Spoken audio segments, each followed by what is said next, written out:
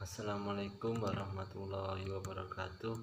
Perkenalkan, nama saya Ahmad Abdul Hakim lagi dari kelompok 4 kelas PGMIF.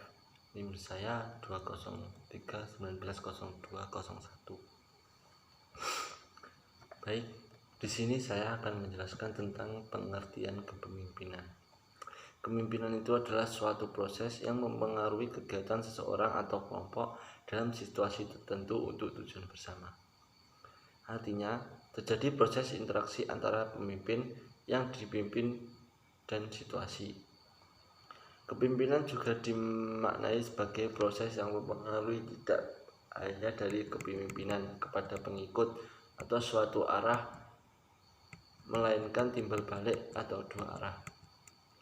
Kepemimpinan merupakan titik sentral proses kegiatan kelompok. Kepemimpinan sebagai titik sentral sebab dalam kehidupan organisasi dari kepemimpinan diharapkan lahir berbagai gagasan baru yang memberikan dorongan lahirnya perubahan dan seluruh proses kegiatan kelompok.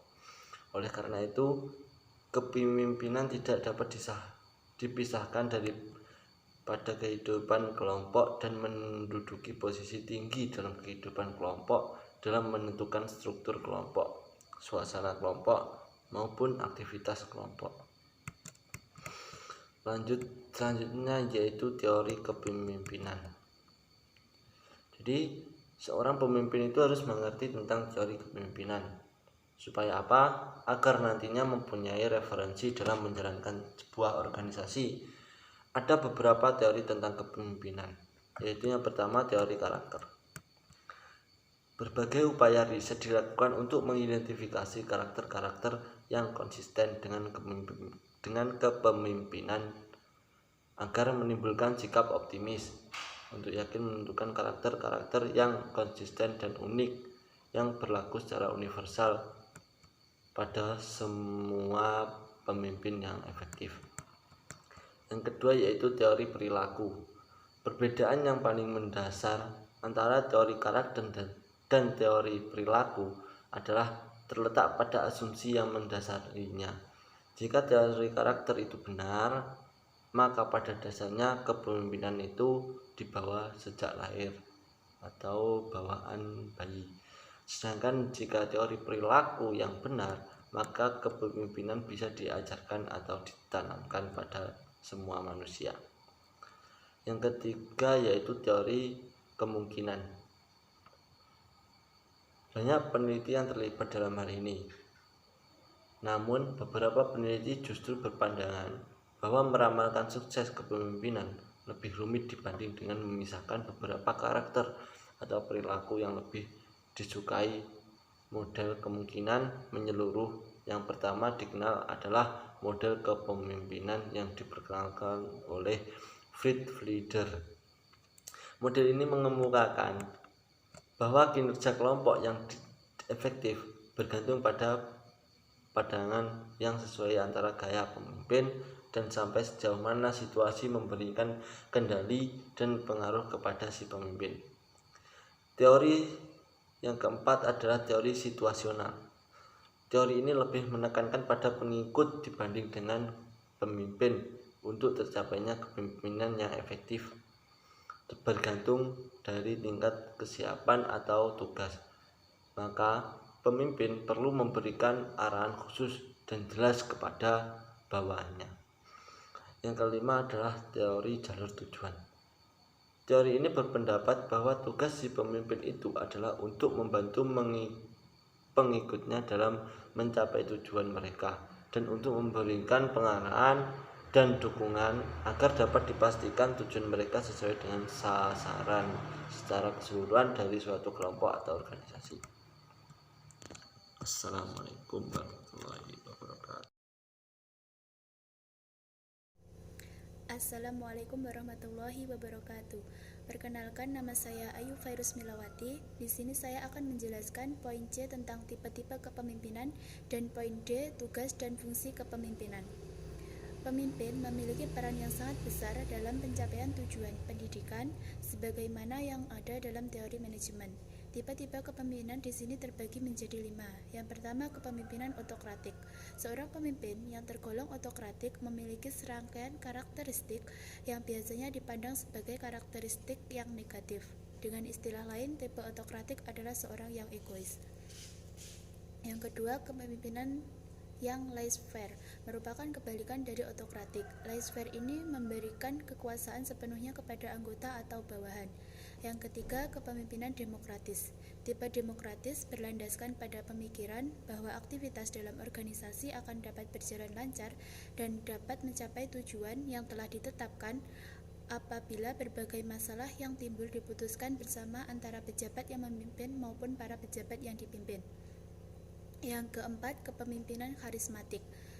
Kepemimpinan karismatik ini pada dasarnya merupakan tipe kepemimpinan yang didasarkan pada karisma seseorang. Yang kelima, kepemimpinan tipe militaristik. Tipe kepemimpinan militaristik ini biasanya memakai cara yang lazim digunakan dalam kemiliteran.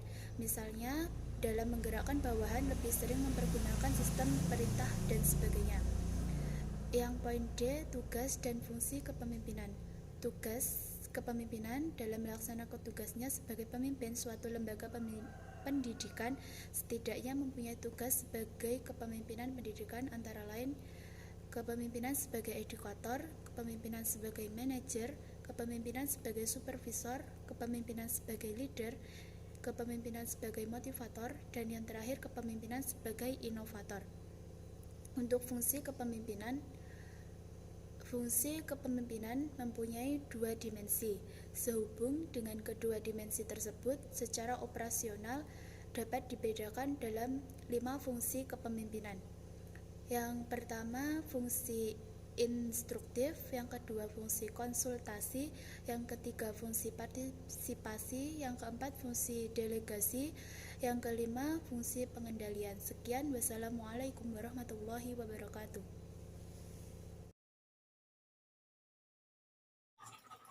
Assalamualaikum warahmatullahi wabarakatuh. Perkenalkan, nama saya Vita Dwi Ariyanti dari kelas PGMIF kelompok 4. Di sini saya akan menjelaskan tentang tugas kepala sekolah sebagai manajer dan leader di lembaga. Menurut Wahyu Sumidjo dalam jurnal Ansiru berpendapat bahwa kepala sekolah yang terdiri dari dua kata, kepala dan sekolah. Kata kepala dapat diartikan ketua atau pemimpin dalam suatu organisasi atau sebuah lembaga, sedangkan sekolah adalah sebuah lembaga di mana menjadi tempat menerima dan memberi pelajaran.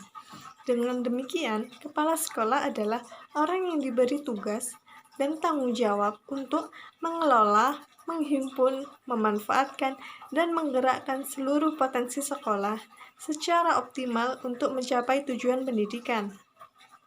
Menurut Hasibuan dalam jurnal Ansiru berpendapat bahwa manajer adalah sumber aktivitas dan mereka harus merencanakan, mengorganisasikan, mengarahkan, dan mengendalikan semua kegiatan agar tujuan tercapai. Ada 3 hal penting yang perlu diperhatikan oleh kepala sekolah, yaitu proses adalah suatu cara yang sistematik dalam mengerjakan sesuatu. Yang kedua, sumber daya suatu sekolah meliputi dana, perlengkapan, informasi, maupun sumber daya manusia. Yang ketiga, yaitu mencapai tujuan organisasi yang telah ditetapkan sebelumnya.